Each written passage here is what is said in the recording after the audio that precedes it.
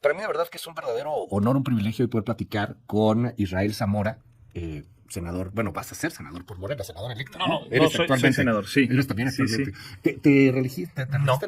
no. Israel, bienvenido. Perdón por la duda ahorita aquí en el aire. ¿Cómo estás? Bienvenido. Qué Muy gusto bien, Luis. conocerte y saludarte. Igualmente, gracias por la invitación. Estamos muy contentos de estar aquí. Al contrario, gracias, Israel Zamora. Y también está con nosotros Hamlet Almaguer, actual diputado de Morena. ¿Tú te reelegiste, Hamlet? Depende.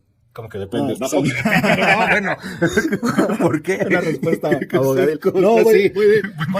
Voy de suplente, ya ves que ahorita algunos titulares han sido cierto, invitados sí. al gabinete, entonces estamos ahí a la espera. Es muy factible, ok, bueno, ya lo estaremos viendo. Oigan, varias cosas que a mí me agrada de esta mesa y les aprecio mucho que hayan venido. La primera es que ambos pues son de la Cuarta Transformación, son del oficialismo, ambos son abogados, ambos son menos estridentes, mucho más articulados, y yo no estoy en contra ni a favor de las estridencias, pero pues es cierto que ustedes son expertos en estos temas. O sea, el tejido fino está muy de su mano en toda esta reforma al Poder Judicial. Así que déjenme empezar. Pues, ¿qué quieren hacer?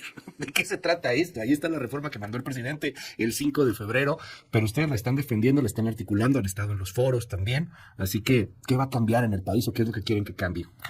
Hay una profunda desigualdad, Luis, y aprovecho para enviar saludos a Jalisco, a mi primo Javier García, que siempre te escucha. Hay una profunda desigualdad en el país que se expresa de muchas maneras. No es el mismo acceso a la educación que tiene un rico al que tiene un pobre. Okay. No es el mismo acceso a la salud. No era el mismo acceso al transporte público, por ejemplo, aquí en la Ciudad de México. Luego ya se enfocó el desarrollo principalmente en el oriente de la ciudad, con el cablebús y el trolebús elevado. Y no es el mismo acceso a la justicia. Entonces, todas estas expresiones pues implican barreras para la población más vulnerable del país. Y se trata de acercar la justicia a la ciudadanía, que se sientan también representados dentro del Poder Judicial por personas que no sean elitistas, que no discriminen, que no sean frívolas en el uso de los recursos. Y este es el primer apartado, que también exista austeridad en el Poder Judicial Federal, eliminar las pensiones para los ministros en retiro, que ahorita son cercanas a 210,000 pesos al mes cuando ya no están en funciones. Y también, bueno, pues dar la oportunidad para que exista una verdadera disciplina al interior del Poder Judicial Federal. Déjame con estos 3 puntos, perdón, Sí. Hamlet, es cercanía, que no sean tampoco que abusen de los recursos, que sea un Poder Judicial austero. De ahí que yo quiero preguntarte, Israel, ¿la cercanía se da, entiendo, por una votación? ¿O cómo sería esta cercanía del Poder Judicial con el pueblo? Y es cierto, sí hay una gran división entre el pueblo y el Poder Judicial en ese sentido. La gente no ubica muy bien qué es o cómo funciona el Poder Judicial. No sé si tendría que ubicarlo, por cierto. Precisamente porque no se le ha permitido participar a la ciudadanía en estos temas es que no tiene contacto con el Poder Judicial. Por eso hay tanto desconocimiento, porque el Poder Judicial se manejó mucho tiempo como una cúpula, una burbuja inaccesible para cualquier ciudadano. Entonces, lo que nosotros buscamos en la reforma es muy sencillo. Hay un artículo que es el artículo 39 constitucional que dice que el pueblo tiene el poder soberano, él es el origen del poder soberano, reside en cada uno de nosotros, y lo que queremos es que los ciudadanos tengan puedan ejercer ese poder al elegir, como lo hacen con el Ejecutivo y el Legislativo, también el Judicial. Y eso, imagínate, creo yo, que incluso antes de entrar en vigencia esta reforma, dime si la ciudadanía en los últimos meses no se ha acercado muchísimo al Poder Judicial en un escrutinio de lo que estaba ocurriendo, en una vigilancia incluso de las resoluciones como la de Rodrigo de la Pesa, como lo que sucedió con la liberación de algunos presuntos delincuentes, etcétera. Y creo yo que eso ha permitido que se politice también, en el buen sentido de la palabra, no como se pretende a veces utilizar, de que pretendemos como grupo mayoritario ahorita en el Poder Legislativo de hacernos del Poder Judicial, no, sino politizar quiere decir que los ciudadanos intervengan cada vez más en la vida pública del país, incluyendo del Poder Judicial. Entonces, lo que nosotros creemos es que sí había una distancia, los magistrados, los ministros, algunos, no todos, se manejan con un desprecio hacia el pueblo. O sea, es inaccesible. Una persona que tiene un juicio, que vaya y toque la puerta de un juez, no lo recibe, no los escucha. ¿Sabe qué? Meta el escrito y ahí lo verá el secretario de acuerdos y ahí vemos cómo se va resolviendo. Entonces, creemos que esta reforma, al darle el poder a la gente de poner, porque nosotros creemos en ese principio de que el que pone quita también, nosotros creemos que eso va a hacer que los jueces también se vuelvan más humanos y que los casos no los vean como expedientes que ven México tiene un sistema muy escrito todavía en los en los juicios, y eso hace que los jueces deshumanicen los casos, ¿no? Entonces creemos que esto va a humanizar más. Hablas del la justicia. sistema, Israel, Hamlet, hay un sistema, es un sistema que tenemos en este país. Ese es el sistema que hemos venido arrastrando quizás del siglo XIX, quizá antes, mucho antes seguramente, pero ¿no sería primero necesario cambiar un sistema que francamente no funciona? Yo no veo, y se los pregunto, cómo teniendo jueces que sean votados por el pueblo va a cambiar todo. O sea, a lo mejor tendría que cambiar el sistema primero antes que cambiar a los jueces, ¿no? A lo mejor no nos gusta estar jugando fútbol y hay que cambiar las reglas del juego del fútbol, no necesariamente al árbitro. Y mira que soy el peor para analizar el fútbol, pero ¿cómo teniendo un juez votado por el pueblo que a lo mejor es popular, a lo mejor es querido, va a cambiar la impunidad, va a cambiar la rapidez de la justicia? Difiero un poco, lo digo con todo respeto, Israel, yo he tenido oportunidad de estar en juicios, en algún momento fui abogado, y sí conoces a los jueces y sí puedes tocar la puerta, y en la mayoría de los casos llega a escuchar el juez cuáles son las inquietudes de las partes, pero sí, entiendo que debe haber algunos prepotentes y algunos sangrones que no quieren ver al pueblo. ¿Cómo cambiaría eso, Hamlet? Otro apartado de la reforma, Luis, es la creación de un tribunal de disciplina judicial, que va a tener la oportunidad de analizar el sentido de las resoluciones de los jueces y magistrados, identificar actos de corrupción que también existen en el Poder Judicial, y estar muy pendientes del nepotismo, que como lo han aceptado los propios jueces y magistrados, pues es un cáncer que carcome al Poder Judicial. Que un magistrado tenga 67 familiares dentro de la estructura del Poder Judicial, pues es ofensivo para el pueblo de México. Y aquí vamos en una reforma secuencial. Dejas la puerta abierta con tu comentario a otro aspecto que es muy necesario reformar en nuestro país, que es la procuración de justicia. Y hoy un diario nacional, por ejemplo, retoma las declaraciones de la futura consejera jurídica de la presidencia. El propio presidente López Obrador ya se ha referido a este aspecto. Entonces, vamos a arrancar con el Poder Judicial Federal. Se toca también el 116 de la Constitución, que distribuye las competencias a nivel de entidades federativas, y sigue una reforma a la procuración de justicia. Y aquí hay algunos apuntes que ha hecho la oposición y también la judicatura que me parece importante atajar. Primero, hay un debate sobre si se requiere siempre carrera judicial para llegar a la Suprema Corte o para llegar a los tribunales. Pues yo te quiero poner un ejemplo de un ministro que ahora es un franco opositor al gobierno de la República, un ministro con el que yo no coincido ideológicamente, pero que tengo que reconocer su capacidad técnica y de argumentación, y es el ministro José Ramón Cosío. Él no venía de la judicatura, él venía de la academia, y fue un buen ministro de la Corte, y ahora es un buen litigante, ahora defiende a la derecha. En mi caso, en Jalisco, pues el último ministro de la Corte que tuvimos fue el ya difunto Sergio Salvador Aguirre Anguiano, ilustre ministro de la Corte, muy conservador, acaba de ser el 4º aniversario luctuoso, y su último trabajo antes de ser ministro de la Corte fue regidor del PAN en el Ayuntamiento de Guadalajara. Y nadie puede negar que fue un gran ministro. Entonces, a mí me parece que una cosa no está peleada con la otra. Puedes tener ministros técnicamente preparados, aunque no provengan de la carrera judicial, e incluso cuando provengan de la política. Ministros de la Corte, a mí me gusta tratar de entenderlo de esta manera. Corríjanme, por favor, si a lo mejor está mal, pero es tan abstruso y tan complicado. Tú eres jurista, yo algo entiendo de leyes, tampoco me consideraría un experto. Y es complicado, para ustedes mismos es complicado. Cuando vemos a los ministros de la Corte a los 11, uno podría decir, bueno, están discutiendo la constitucionalidad de los grandes temas. Pero eso se puede aplicar, por ejemplo, a un asunto que es extremadamente técnico, como resolver un divorcio, como resolver una herencia, como irte a algo pues que es de lo que llaman los mexicanos de justicia cotidiana, en donde vuelve a decir, en algunos lados eso sí funciona, ¿eh? Hay tribunales en donde eso sí funciona. Me llama la atención lo que dice Hamlet. Vamos a empezar con el Poder Judicial a nivel federal. Y tocas el tema de la experiencia, Hamlet. Va, que no necesariamente tengas carrera judicial para los ministros, pero ¿de verdad cualquiera puede ser juez, Israel? Bueno, nosotros creemos que es una excepción, ¿no? Lo que menciona, dejar la puerta abierta a todos. Lo que contempla la reforma es sí una serie de requisitos que se tienen que cumplir. Es importante mencionar que los requisitos actuales no se tocan.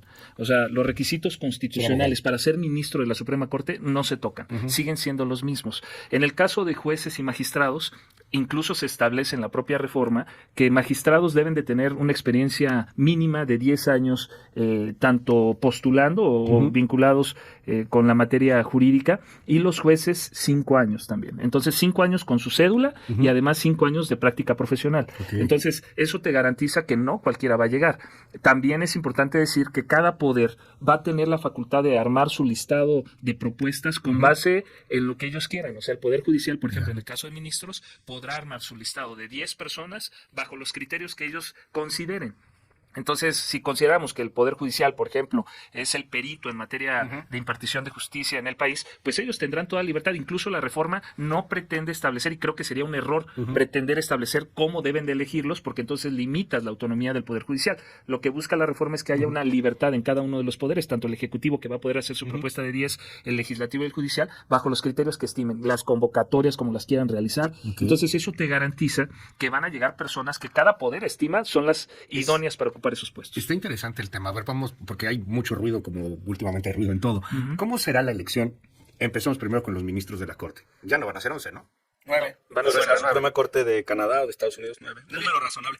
Sí. 9. ¿Por alguna razón 9? Bueno, me parece que son buenos parámetros.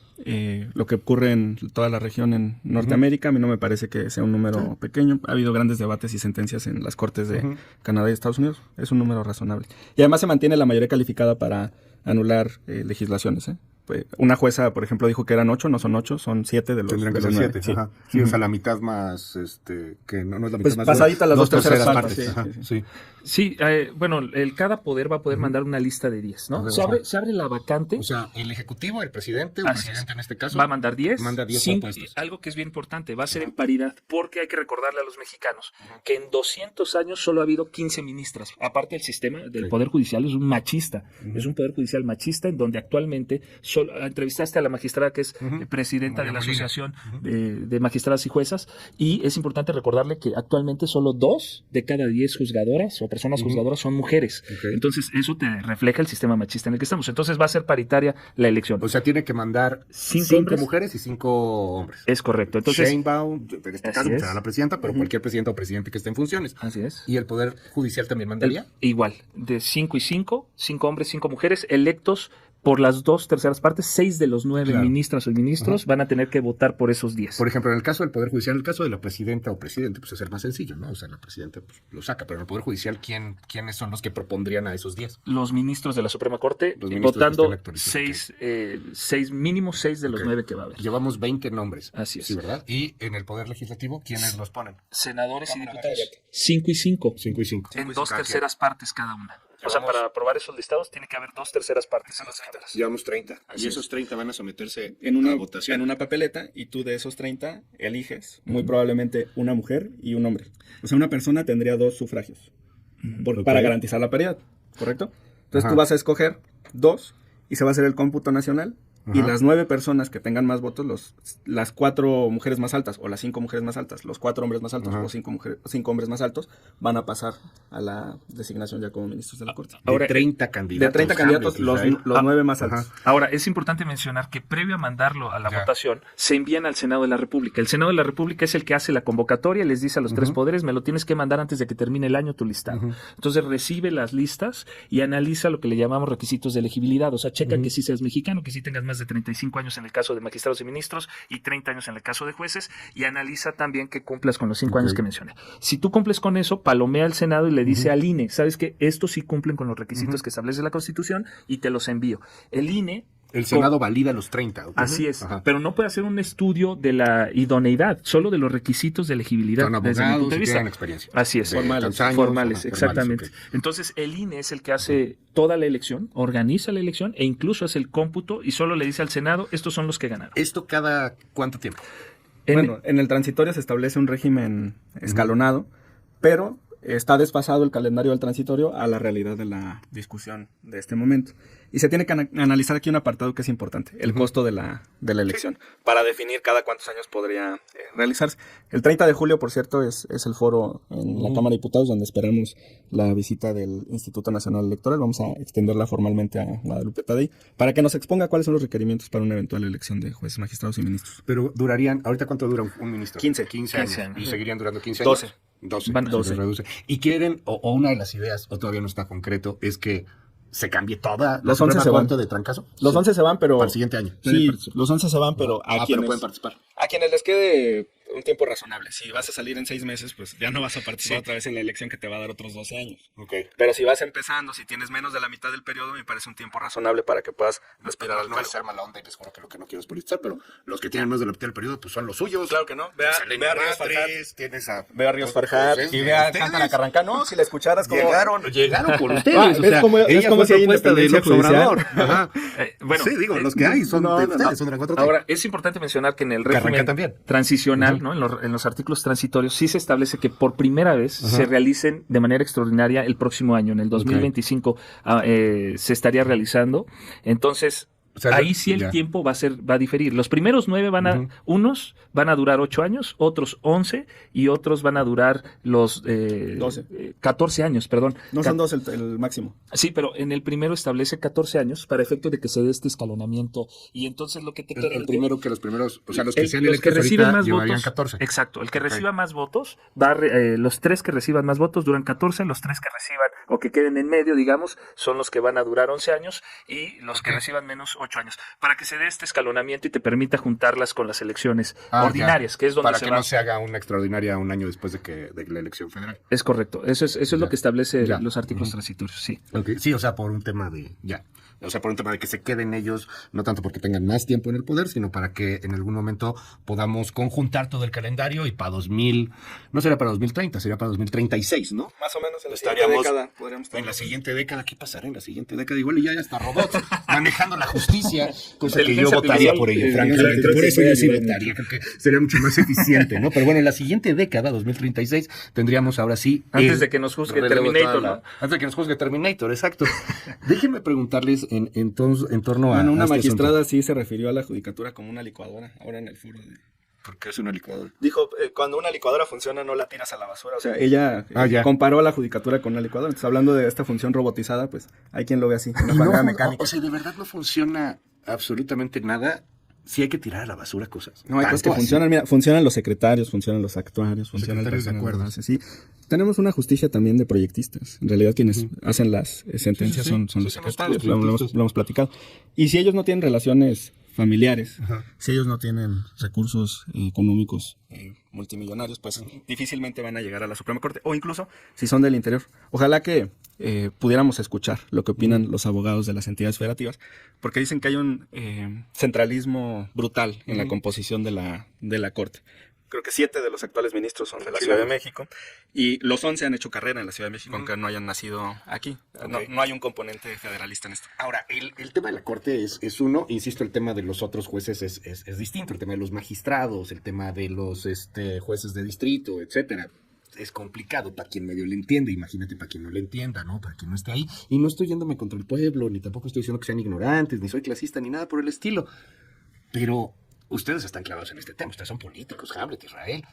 Seguramente ustedes van a saberse los perfiles de los 30 que serán candidatos a la Suprema Corte de Justicia de la Nación. 30. Había gente que no sabía quién era Maynes. Digo, la neta. O sea, Todavía.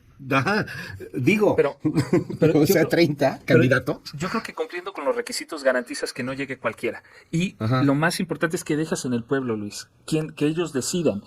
Los perfiles, digamos, se cumplen y eso es lo que va a analizar el Senado a través de las listas de los propios poderes que son los que van a mandar. El primer filtro son los poderes que dicen estos son buenos para ocupar el puesto. Luego viene el Senado que checa lo que constitucionalmente dice que se tiene que cumplir y el pueblo es el que decide. Eso es bien importante. Pero decides algo que ya de todas maneras te decidieron antes. O sea, los 30 ya están están rasurados, cepillados, diga el presidente, ¿no? O sea, ya los analizaron, ya. Pero de los 30 el que seas bueno, pues da igual, entonces. Pero al menos tienes la posibilidad de analizar los perfiles el que lo desee. O sea, yo entiendo que muchos, incluso en la elección presidencial de presidencias municipales, diputaciones, muchas veces votan de manera que a lo mejor no conocen completamente el perfil de la persona, pero al fin y al cabo en eso consiste la democracia, que el poder lo tenga el pueblo de México. Y en este caso creo que los candados que hay para que no llegue cualquiera son importantes. También mencionarte que el problema ha sido en el Poder Judicial que una cúpula ha decidido todo. Y entonces esa cúpula en los últimos años se convirtió en una herramienta de la derecha, que eso fue lo más grave, ¿no? Veíamos algunas declaraciones desde que se eligió, por ejemplo, la presidenta Norma Piña, que fue duramente cuestionada acerca de sus resultados, que no era la mejor, incluso en los exámenes, otro problema, porque la carrera judicial muchos han intentado defenderla. Esta, para mí, Luis, esta cúpula de la que te hablo en el Poder Judicial ha utilizado al personal de base del Poder Judicial como carne de cañón, diciendo que lo que se busca es proteger sus derechos, y a ellos el mensaje es bien claro: nosotros garantizamos que ninguno de sus derechos adquiridos se va a violentar. Y luego dijeron, es que vamos a proteger también a jueces y magistrados. El problema es que en la selección de jueces y magistrados hay una gran discrecionalidad. ¿Sabías tú, por ejemplo, que cuando hacen exámenes para competir por los puestos, no les dan los resultados? Solo te dan los resultados si tú impugnas. Entonces, eso genera que los que toman la decisión, el Consejo de la Judicatura, de quién gana, sea poco transparente. Entonces, eso es lo que queremos nosotros reformar, ¿no? Que haya más transparencia en la elección y que lleguen los A mí no me cambios. gustaría que esto se convirtiera, como dicen, de la herramienta de la derecha o de la defensa de la derecha, que sea la herramienta de la defensa de la izquierda, de la 4T, digo, No. da igual. Espero que no sea por ahí. Y son los juicios politizados en donde tendrá una decisión importante, pero yo vuelvo a este tema de la justicia cotidiana, Hamlet. ¿De verdad votar a 30? O sea, ¿sí crees que la gente en su mayoría va a estar atendiendo 30 perfiles jurídicos? Tú eres abogado, pues. Te sorprendería Tú eres, el ánimo. tú eres fan de los estoicos, te sabes las frases de Picteto y de Marco Aurelio de memoria, Sí, baba. sí. Pero la gente no sé si sí. Oye, hablando de tiene Marco la misma Aurelio, manera. hablando de Marco Aurelio, Ajá. es que hay un apartado donde habla sobre apresurarse en la carrera Sí. política, porque vio caer a grandes hombres que la mente ya no reaccionaba ni les permitía sí. tomar decisiones, ¿sabes? Y creo que lo estamos viendo en tiempo real por lo que pasa Sí. en Estados Unidos, ¿no? Pero Ah, mira, bueno, sí. en el caso de las entidades federativas, Colima, el circuito 32 del país, tiene un tribunal colegiado de apelación, un tribunal colegiado de circuito, esos son los que revisan, y tiene 3 jueces de distrito. O sea, va a ser una elección para 9 cargos en un estado. A mí me parece muy razonable, sencillo. Para 9 cargos en un estado. No, a ver, pero, o sea, son 9 cargos en un estado con ¿cuántos candidatos? 2 por cada uno de los cargos. Entonces. Por cada uno de los poderes. 54.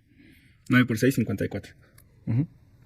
Es razonable. Es el tamaño de un 54 congreso. candidatos, Hamlet. Es el tamaño de un congreso. En Colima, a ver, la gente que nos escucha en Colima, o sea, 54 candidatos, ¿los ves? Que alguien esté metido en ese tema. Sí, te ¿Cómo sorprendería pones a el 54 ánimo candidatos? ciudadano y de investigar cómo son los perfiles, quiénes van a llegar a la corte. Hay muchas 54 opiniones. candidatos para ver quién va a ser juez Sí. de distrito. Si ¿Sabe todos usted pasan- qué es no, un no, juez no. de distrito? Para todos, no solamente para juez de distrito. No, entre juez de distrito, son ministro 3. de la corte Magistrado de y circuito. magistrado de circuito. Sí, ese es el total. Y podrías tener 3 papeletas. Una de juez, donde tendrías 18 candidatos, porque son 3 juzgados de distrito. Y ahí los 3 con más votos son los que avanzarían. Y podrías tener otra boleta de tribunal colegiado, donde vas a tener 9 candidatos. Algo así pasó en Bolivia. Y al final había, citaste Colima, yo te diría, tu estado, Jalisco, es Ajá. mucho más grande. Sí, 20. ¿Cuántos serían? Un buen número. Bueno, exacto, pero no o todos sea, se van a votar en un solo momento, eso es importante. Ajá. El órgano que se va a cambiar precisamente, se va a crear o sea, este órgano. además hay que ir otra vez. No, el órgano de administración judicial va a mandar la lista, cuando se abran las vacantes, va a mandar la lista y sobre esos únicamente se va a hacer la elección. Entonces no van a ser todos los jueces en un solo momento, ¿no? Eso sí generaría más adelante algunas cuestiones como las que tú planteas, pero yo creo que este escalonamiento que se va a dar es oportuno y eso es algo que se está analizando también. Oigan, déjenme preguntar, aquí tengo muchísimos comentarios en el WhatsApp, algunos muy a favor, otros muy en contra, claramente. ¿Esto va a cambiar México en serio? En la justicia cotidiana ya no va a haber muertos como los que fueron en Pénjamo, Guanajuato, hace unos días, mataron a una niñita. No vamos a estar viendo la impunidad reinante. Esto sí va a terminar con los cuerpos que están por todo el país metidos en fosas clandestinas. Esto sí va a ayudar a que tengamos un mejor país en materia de justicia. Pues no es una medida aislada la que puede resolver el problema de inseguridad en el país, pero sí es un conjunto de políticas públicas y de definiciones programáticas. Por ejemplo, en la Ciudad de México fuimos testigos de la reducción de los índices de inseguridad. Pero no se vota Una persona adecuada en la Fiscalía, una persona adecuada en la Secretaría de Seguridad, coordinación, un paquete de reformas pasadas por el Congreso local y mejoró la seguridad en la ciudad. O sea, a nivel nacional vamos a tener eso. Y le tengo, la verdad, mucha confianza al futuro del Tribunal de Disciplina Judicial. Y también mencionarte, Luis, que nosotros le apostamos a que el mundo no se va a acabar con la entrada en vigor de la reforma al Poder Judicial. Creemos que ese es el primer paso, o sea, es un paso muy importante para lograr la pacificación del país. Creemos que es un paso, además, al ser constitucional, era necesario iniciar por ahí. De manera general, hemos escuchado críticas que dicen hay que analizar las fiscalías. Por supuesto que sí, consideramos y coincidimos con eso. Hay que analizar cómo la procuración de justicia se realiza incluso a nivel local, a nivel federal, también como incluso la prevención del delito, etcétera. Pero creo que esta reforma es un gran paso, un primer gran paso para pacificar al país. Vámonos con mensajes. Es decir, hay muchísimos y es un tema bien complejo. Queremos ir entrando y queremos platicar de esta manera. Queremos tener que soy un vendido, que por qué no... ¿Por qué les doy micrófono a la 4T? En fin, o sea, a ver, no es que uno le dé micrófono a nadie, es un país plural y bueno, se trata de escuchar a todos. Dicen aquí, tienes razón, el ciudadano como yo, y que creo que somos la mayoría, no estamos enterados ni quiénes son esas personas, ni tenemos bases para evaluarlos de una manera asertiva. Dicen aquí, hola Luis, este par que tienes, lo único que están buscando es la violación de la ley. Ya ven, par, ustedes. Pregúntenle si ellos podrían ejercer como jueces, o si no vamos a ver después a Hamlet o a Israel como jueces. Estamos, al menos tenemos un año para ninguna persona que haya sido gobernador, secretario de Estado, senador o diputado federal podrá participar, precisamente para garantizar esto que mencionas. ¿Qué pasa si hay un candidato que venga del narco? Pues hay muchos candidatos del narco que cumplirían los requisitos, sin bronca.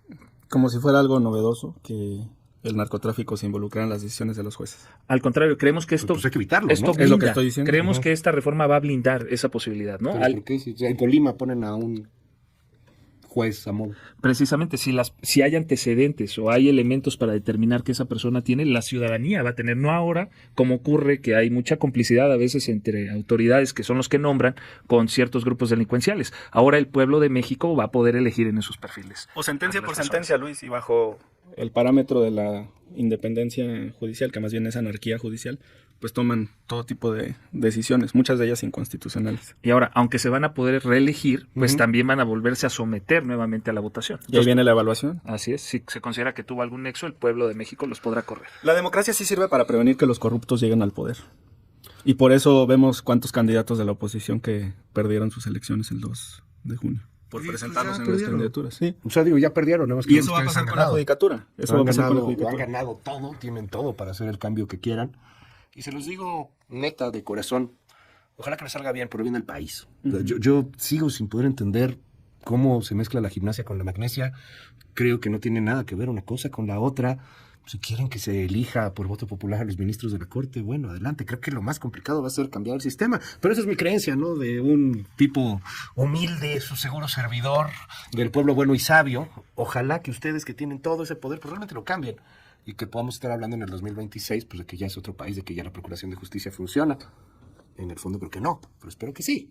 Es la reforma que sigue, la de la Procuración de Justicia. Y me gustaría también comentar sobre el magistrado de circuito. Hace rato, como a las 7:20, sacaste una cápsula sobre sus declaraciones.